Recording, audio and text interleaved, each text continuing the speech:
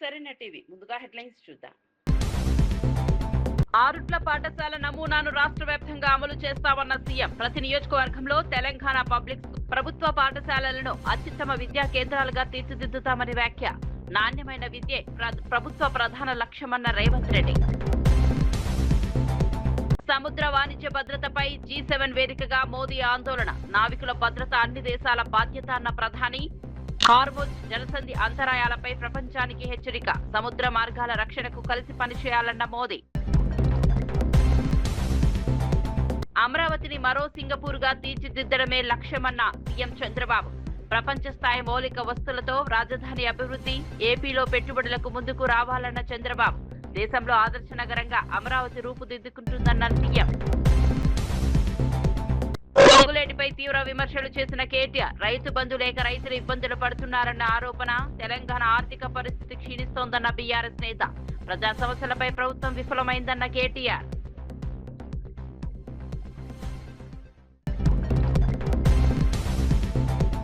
జగన్ కు బహిరంగ సవాల్ విసిరిన మంత్రి లోకేష్. డిఎస్సీ ఉద్యోగాలపై చర్చకు రావాలని జగన్ కు ఆహ్వానం. జాబ్ క్యాలెండర్ తో యువతకు అవకాశాలంటున్న లోకేష్. ఉద్యోగాల వాస్తవాలు ప్రజల ముందుంచుతామన్న మంత్రి.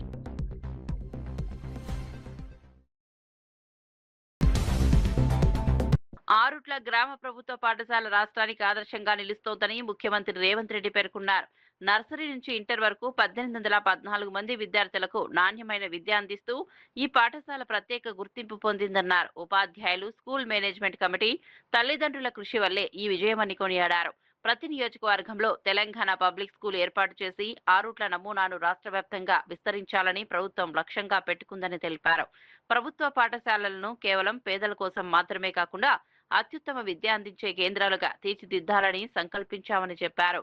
విద్యార్థుల ప్రతిభను వెలికితీసే ఆధునిక విద్యా వేదికలుగా ప్రభుత్వ పాఠశాలలను అభివృద్ధి చేయనున్నట్లు వెల్లడించారు. భవిష్యత్ తరాలకు నాణ్యమైన విద్య అందించడమే ప్రభుత్వ ప్రధాన లక్ష్యమని సీఎం స్పష్టం చేశారు. అడ్మిషన్లు పూర్తి అయినాయని ప్రభుత్వ పాఠశాల ముందు బోర్డు పెట్టే పరిస్థితి వచ్చిందంటే ఇక్కడ విద్య నేర్పుతున్న సిబ్బంది, ఇక్కడి ఉపాధ్యాయుల యొక్క కమిట్మెంట్ ని ఈ రోజు ముఖ్యమంత్రిగా నేను వారిని అభినందించదలుచుకున్నా.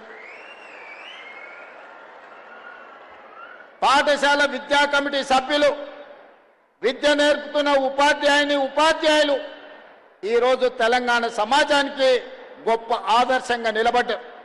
ఇవాళ తెలంగాణ రాష్ట్రంలో ప్రతి శాసనసభ నియోజకవర్గంలో ఒక ప్రయోగాత్మకంగా తెలంగాణ పబ్లిక్ స్కూల్ని ప్రారంభించుకోవాలి. అకాడమిక్ ఇయర్లో ఇందులో నుంచి వచ్చిన అనుభవాలను భవిష్యత్తు పాఠాలుగా నేర్చుకొని ఇంకా అద్భుతమైన విద్యను మన ప్రజలకు అందించాలన్న ఆలోచన ప్రభుత్వం చేస్తుంది.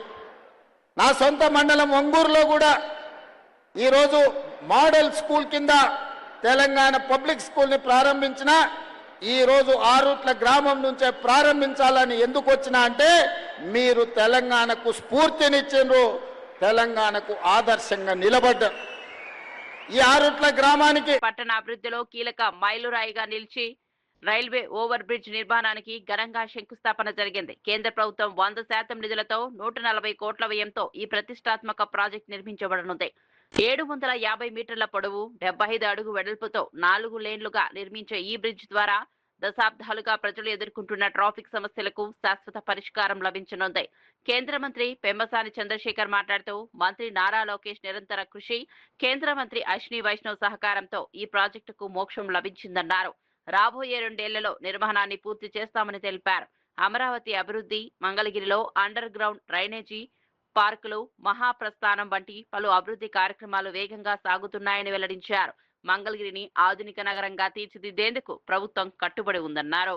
ప్రాంతంలో ఉండేటువంటి పట్టణాలన్నిటినీ కూడా 20-30 సంవత్సరాలుగా ట్రాఫిక్ ఇబ్బందులతో పడుతున్న వాళ్ళందరికీ కూడా డీకంజెస్ట్ చేసే విధంగా, ట్రాఫిక్ ని సులభతరం చేసే విధంగా ఈ రోజున సెంట్రల్ గవర్నమెంట్ 100% ఫండ్స్ తో తీసుకురావడం జరిగింది.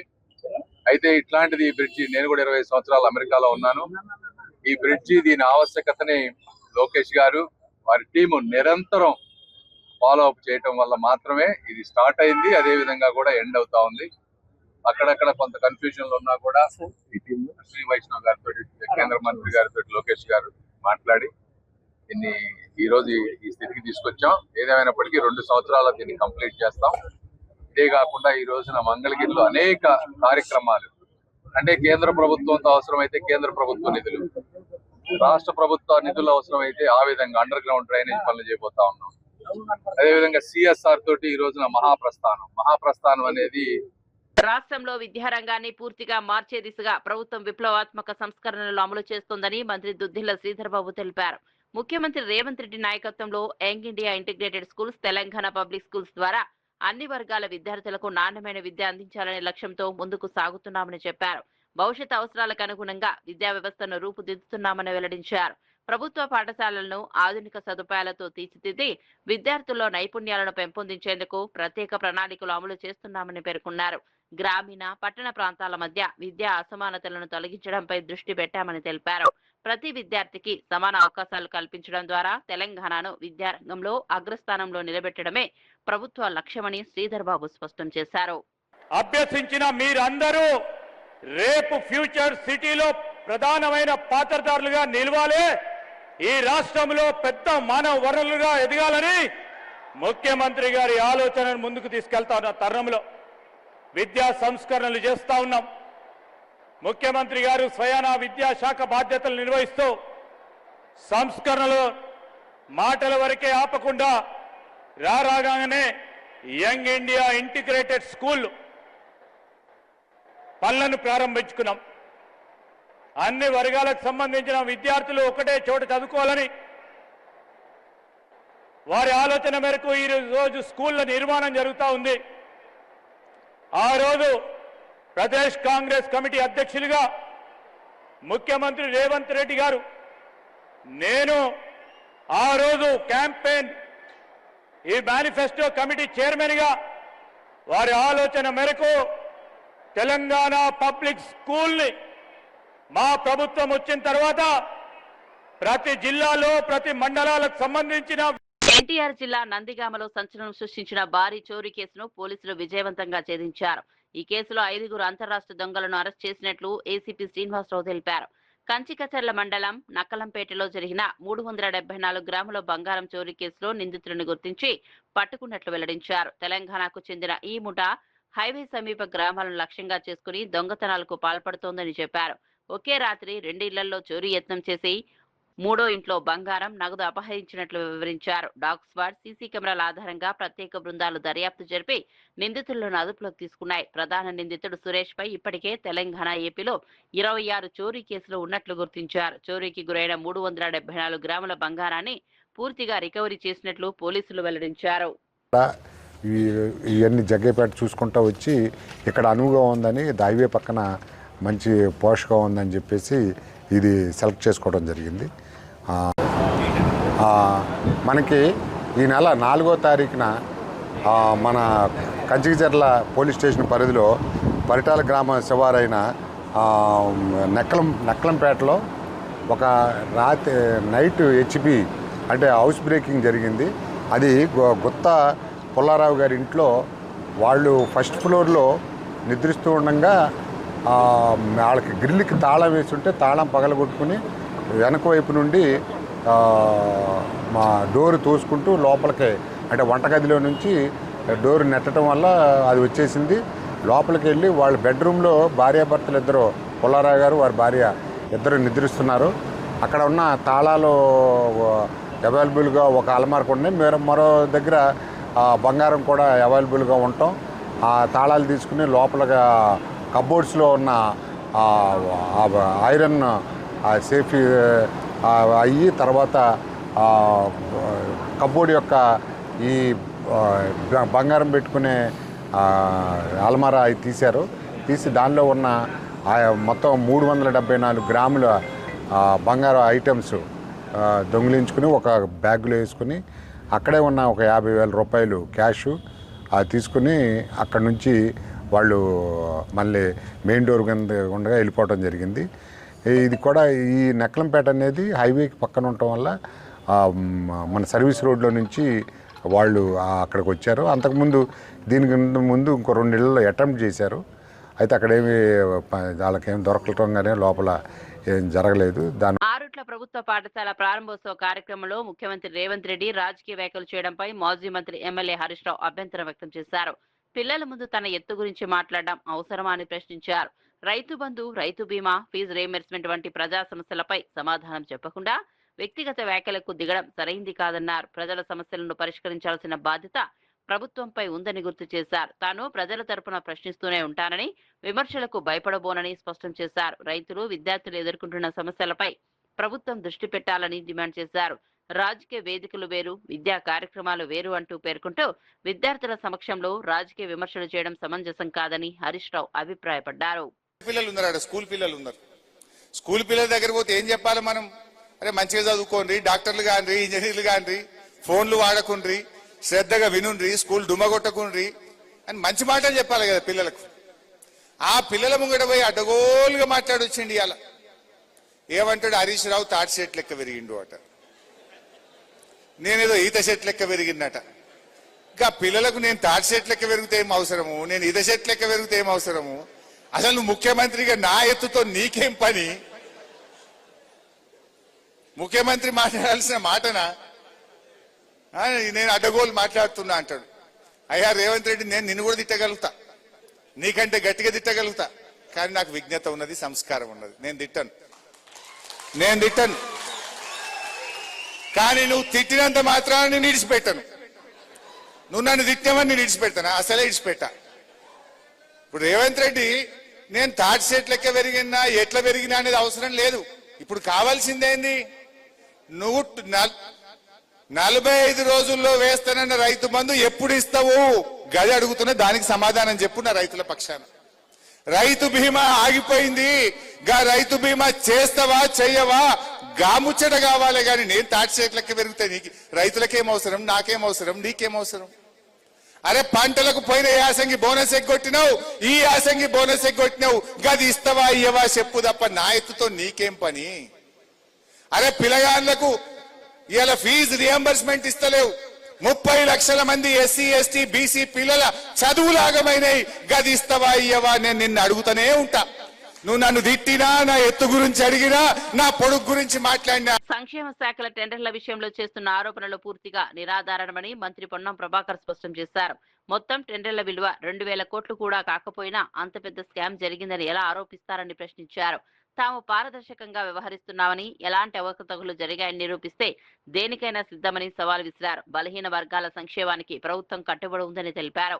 దళితులు, మైనార్టీలకు సంబంధించిన శాఖల మంత్రులను అవమానించేలా మాట్లాడడం వెనుక ఉన్న ఉద్దేశాన్ని ప్రజలు గమనిస్తున్నారని అన్నారు.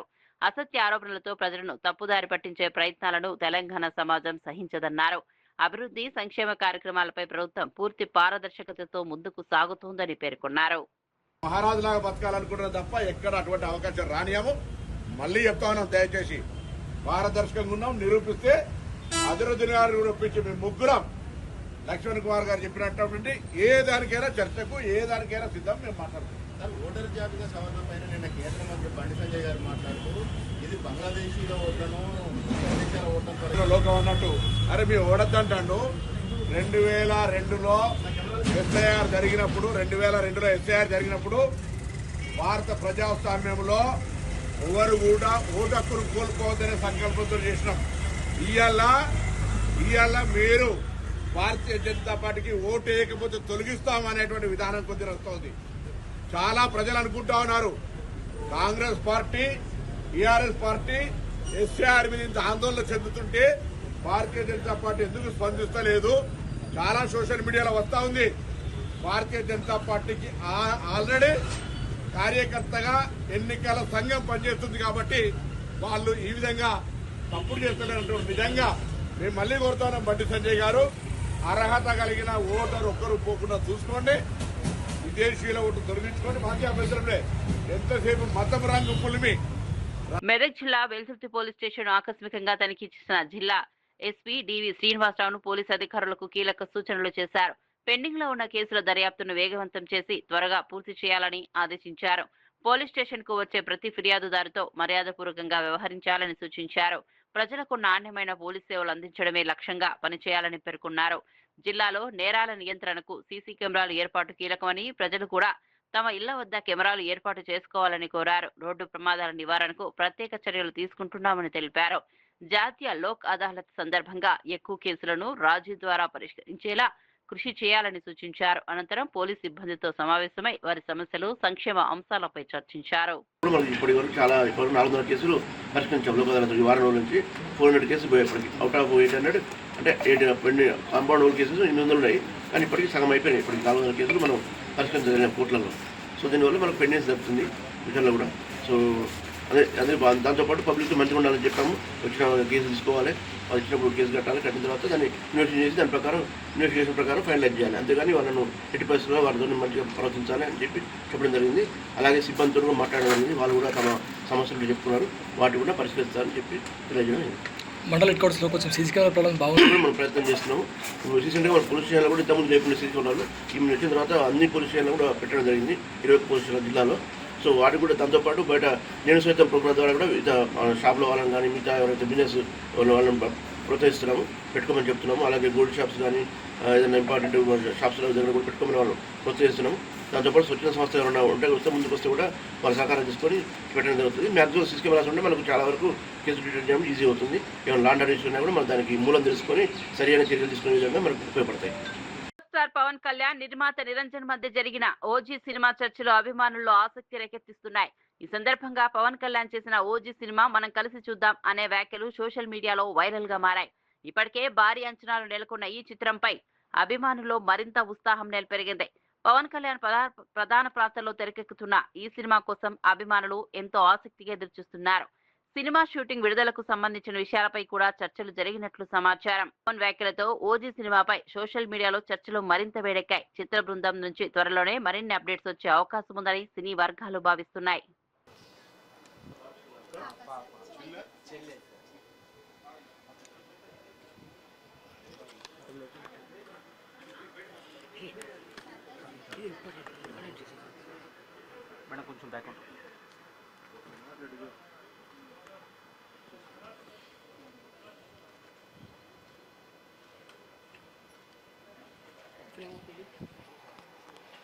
ప్రేమత్నా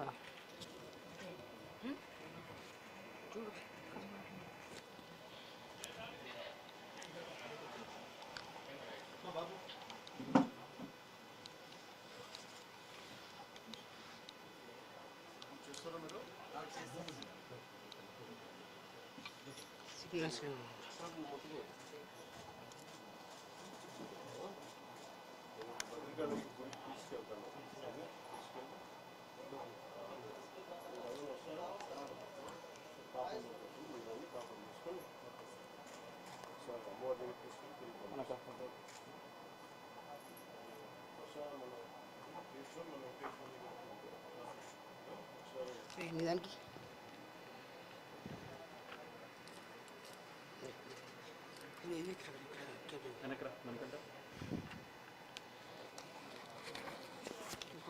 చూసుకో తీసుకో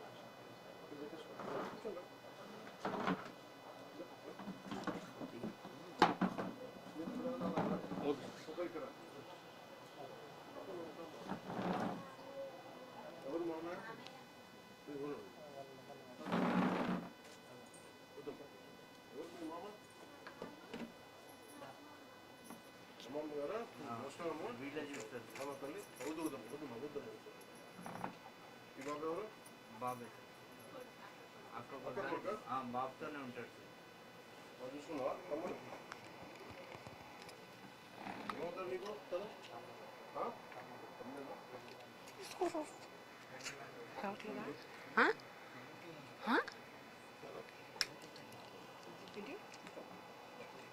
ఖమ్మం జిల్లా పాలేరులో పార్టీ కార్యకర్తల సమావేశంలో BRS working president KTR Congress ప్రభుత్వంపై తీవ్ర విమర్శలు చేశారు.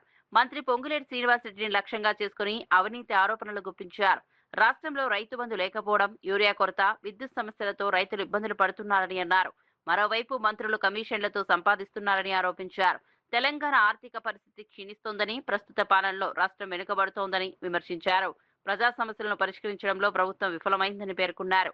రైతులు, యువత, సామాన్య ప్రజల సమస్యలను బీఆర్ఎస్ తరపున నిరంతరం ప్రస్తావిస్తామని చెప్పారు. తెలంగాణ అభివృద్ధి కోసం ప్రజలు మళ్లీ బీఆర్ఎస్ వైపు చూస్తున్నారని కేటీఆర్ అభిప్రాయపడ్డారు. రాజకీయాలు జరుగుతున్నాయో నాకంటే బాగా మీరే చూస్తా ఉన్నారు. ఈ మధ్య కాలంలో గౌరవ ముఖ్యమంత్రి రేవంత్ రెడ్డి గారు ఒక టీవీ ఛానల్ కి ఇంటర్వ్యూ ఇచ్చారు బెంగళూరులో. కొద్దిగా అక్కడ ఉన్న వాళ్ళు హడావుడు మానేస్తే కొద్దిగా ప్లీజ్ వాళ్ళని ఊకోబెట్టు. అయ్యా అక్కడ ఎందుకే అంత హడావుడి? కొద్దిసేపు ప్లీజ్, కొద్దిసేపు మనసు పెట్టి వినండి. ఒక టీవీ ఛానల్ కి ఇంటర్వ్యూ ఇచ్చారు. అందులో ఏం చెప్తాడు ఆయన? Hitler is my inspiration, Hitler నాకు స్ఫూర్తి. ఆయన అంటాడు అందులో, ఐ డెమాలిష్డ్ లైక్ ఎనీథింగ్. ఇష్టం వచ్చినట్టు కూలగొట్టినా మేం చేసిన demolition compare with Iran, Israel. నేను ఇంగ్లీష్ లో చెప్పినా మళ్ళీ తెలుగులో చెప్తా.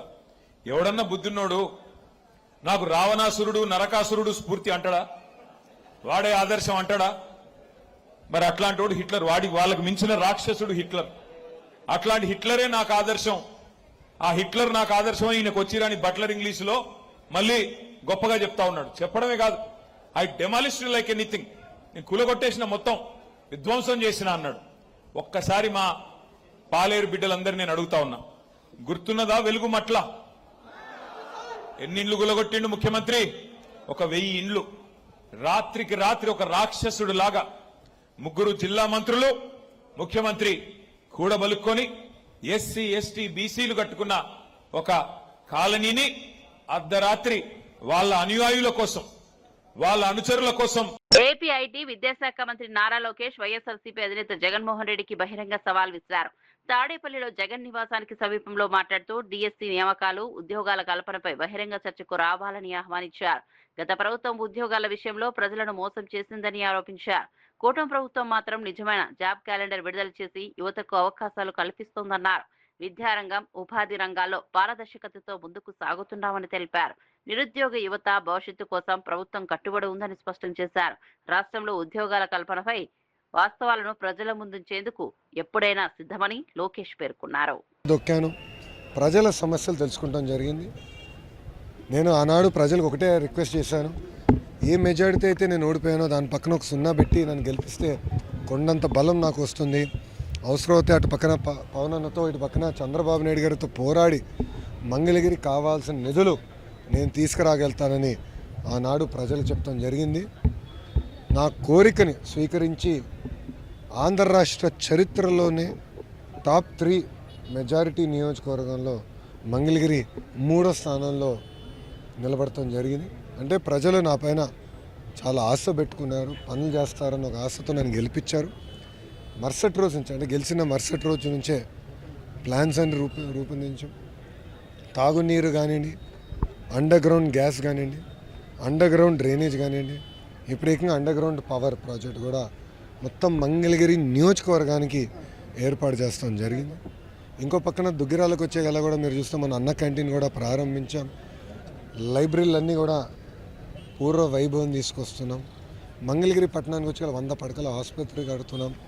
అద్భుతమైన లైబ్రరీని మళ్ళీ తిరిగి ఆనాడు. హోంమంత్రి వంగల్పూడి అనితపై వైఎస్ఆర్సీపీ నేతలు చేసిన వ్యాఖ్యలను పువ్వూరు ఎమ్మెల్యే వేమిరెడ్డి ప్రశాంతి రెడ్డి తీవ్రంగా ఖండించారు. ఒక మహిళా హోంమంత్రి నోటికొచ్చినట్లు మాట్లాడడం సరికాదని ఆమె మండిపడ్డారు. మహిళలను అవమానించడం వైఎస్ఆర్సీపీకి సంస్కృతిగా మారిపోయిందని విమర్శించారు. రాజకీయ విభేదాలు ఉండొచ్చని, కానీ మహిళల గౌరవాన్ని దెబ్బతీసేలా మాట్లాడడం ప్రజాస్వామ్యానికి మంచిది కాదన్నారు. ఎన్నికల్లో ప్రజలు ఇచ్చిన తీర్పు తర్వాత కూడా ప్రతిపక్ష నేతల వైఖరిలో మార్పు కనిపించడం లేదని ఆరోపించారు. హోంమంత్రి స్థాయిలో ఉన్న మహిళపై ఇలాంటి వ్యాఖ్యలు చేస్తే సాధారణ మహిళల పరిస్థితి ఎలా ఉంటుందో ఆలోచించాలని సూచించారు. మహిళల పట్ల గౌరవప్రదమైన వ్యవహారం అవసరమని, రాజకీయాల్లో హద్దులు దాటే వ్యాఖ్యలు మానుకోవాలని ఆమె హితవు పలికారు. ఈ సమాజంలో ప్రతి ఒక్కరికి విమర్శించే హక్కు ఉంది. తప్పులు చేస్తున్నారు, ఇది సరిదిద్దుకోండి అని. అటువంటిది ఏమీ లేకుండా ఎంతసేపు ఉన్నా కానీ వ్యక్తిగతంగా మహిళలపైన మాట్లాడడం ఎంతవరకు సమంజసం? ఇది ఎవరు తప్పు చేసినా కూడా చట్టం తన పని తను చేసుకొని పోతుంది అని చంద్రబాబు నాయుడు గారు, ముఖ్యమంత్రి గారు చెప్పడం జరుగుతుంది. ఎవరిని గతంలో ఏ ఎమ్మెల్యేలైనా, ఏ తెలుగుదేశం పార్టీ నాయకులైనా తప్పు చేస్తే సోషల్ మీడియాలో వస్తే వెంటనే వాటిని ఖండించి పార్టీ నుంచి సస్పెండ్ చేసిన ఘనత టీడీపీ ప్రభుత్వాన్ని. ఇప్పుడు వీళ్ళు అసలు వాళ్ళ నాయకుడు చోద్యం చూడడం చాలా విడ్డూరంగా ఉంది. ఇటువంటి తప్పు చేసిన వాళ్ళని గతంలో కూడా ఎన్నో ఇలాగా చేస్తూనే ఉన్నారు. సింగపూర్ లో జరిగిన సిఐఐ పార్ట్నర్షిప్ సమ్మిట్ లో పాల్గొన్న ఆంధ్రప్రదేశ్ ముఖ్యమంత్రి చంద్రబాబు నాయుడు అమరావతిపై తన విజన్ ను వివరించారు. ప్రపంచ స్థాయి మౌలిక వసతులతో అమరావతిని అభివృద్ధి చేయాలనే లక్ష్యంతో ముందుకు సాగుతున్నామని తెలిపారు. సింగపూర్ రూపొందించిన మాస్టర్ ప్లాన్ ఆధారంగా ఆధునిక నగర నిర్మాణం చేపడుతున్నామని పేర్కొన్నారు. అమరావతిని మరో సింగపూర్ గా తీర్చిదిద్దడం తన కళ అని వెల్లడించారు. పెట్టుబడిదారులు, పారిశ్రామికవేత్తలు ఆంధ్రప్రదేశ్ తో భాగస్వామ్యం కావాలని ఆహ్వానించారు. సుస్థిర అభివృద్ధి, స్మార్ట్ సిటీ భావనలతో రాజధాని నిర్మాణం కొనసాగుతోందన్నారు. ప్రపంచ స్థాయి పెట్టుబడులు, ఉపాధి అవకాశాలు, ఆధునిక మౌలిక వసతులతో అమరావతి దేశంలోనే ఆదర్శ నగరంగా నిలుస్తుందని ఆశాభావం వ్యక్తం చేశారు.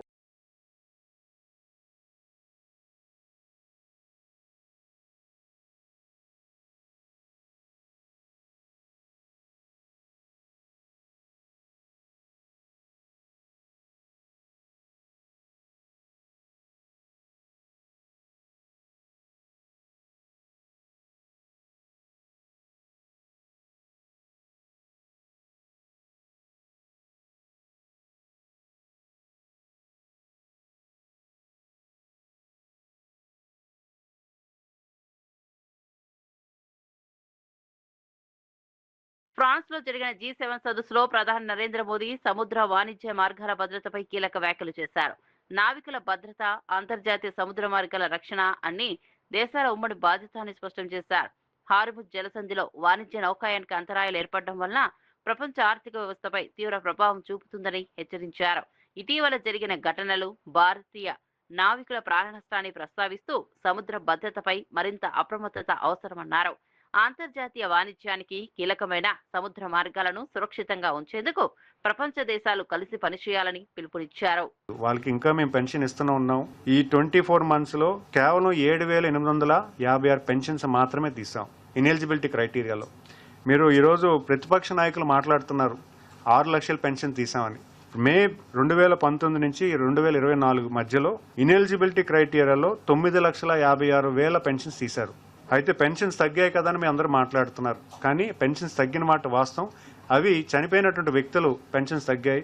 సుమారు 5 లక్షల మంది చనిపోయారు. కానీ చనిపోయిన వ్యక్తులు ఎవరైతే చనిపోయారో వెంటనే వాళ్ళ స్పౌస్ ఉంటే మాత్రం వాళ్ళ స్పౌస్ కోటాలో ఆంధ్రప్రదేశ్ ప్రభుత్వం సంక్షేమ కార్యక్రమాల విస్తరణకు కట్టుబడి ఉందని మంత్రి కొండపల్లి శ్రీనివాస్ తెలిపారు. రాష్ట్రంలో 2.2 లక్షల మంది వితంతువులకు పెన్షన్ అందించే నిర్ణయం తీసుకున్నామని వెల్లడించారు.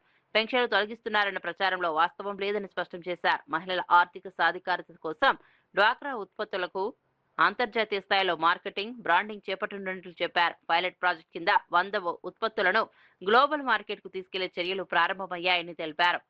సెర్ప్ మెహ్మా ద్వారా 5 లక్షల మహిళా పారిశ్రామికవేత్తలను తయారు చేయడమే లక్ష్యమన్నారు. డ్వాక్రా రుణాల పారదర్శకత నిర్వహణ కోసం మన డబ్బులు మన లెక్కలు అనే మొబైల్ యాప్ ను త్వరలో అందుబాటులోకి తీసుకురానున్నట్లు వెల్లడించారు. సంస్కారానికి బ్రాండ్ అంబాసిడర్ అయినటువంటి పవన్ కళ్యాణ్ గారు ఏం మాట్లాడారు చూడండి ఒకసారి. ఆ రోజా కూడా మాట్లాడద్దు, డైమండ్ రాణి ఆ రోజా కూడా మాట్లాడద్దు. వాళ్ళు కూడా యూట్యూబ్ నువ్వు కూడానా కింద అంటే ఏంటి? పవన్ కళ్యాణ్ గారికి కొత్తగా వచ్చింది మంత్రి పదవితో పాటు సంస్కారం కూడా కొత్తగా వచ్చిందా అనుకోవాలి. ఇక అంతే కదా. మంత్రి అంత క్రితం లేదు. మంత్రి పదవితో పాటు ఆయనకి సంస్కారం వచ్చేసింది. ఆడవాళ్ళకు కట్టుబొట్ల గురించి ఇటు గురించి అటు గురించి మాట్లాడదా. కట్టుబొట్టు ఎవడన్నాడు? పేరెత్తలేదు. పవన్ కళ్యాణ్ గారు, లోకేష్ నాయుడు గారు ఇద్దరు ఓకే అనిత గారి మీద విపరీతమైన ప్రేమ కార్చేస్తున్నారు. ఆరుట్ల పాఠశాల నమూనాను రాష్ట్ర వ్యాప్తంగా అమలు చేస్తామన్న సీఎం. ప్రతి నియోజకవర్గంలో తెలంగాణ పబ్లిక్ ప్రభుత్వ పాఠశాలలను అత్యుత్తమ విద్యా కేంద్రాలుగా తీర్చిదిద్దుతామని వ్యాఖ్య. నాణ్యమైన విద్యే ప్రభుత్వ ప్రధాన లక్ష్యమన్న రేవంత్ రెడ్డి.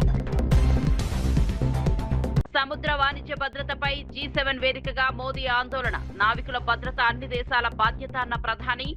హార్ముజ్ జలసంధి అంతరాయాలపై ప్రపంచానికి హెచ్చరిక. సముద్ర మార్గాల రక్షణకు కలిసి పనిచేయాలన్న మోదీ.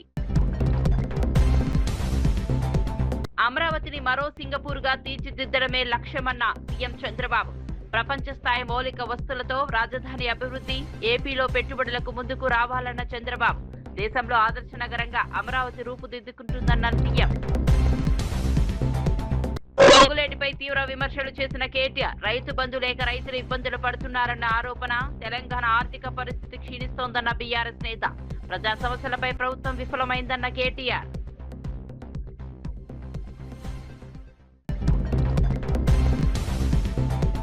జగన్ కు బహిరంగ సవాల్ విసిరిన మంత్రి లోకేష్. డిఎస్సీ ఉద్యోగాలపై చర్చకు రావాలని జగన్ కు ఆహ్వానం. జాబ్ క్యాలెండర్ తో యువతకు అవకాశాలంటున్న లోకేష్. ఉద్యోగాల వాస్తవాలు ప్రజల ముందుంచుతామన్న మంత్రి.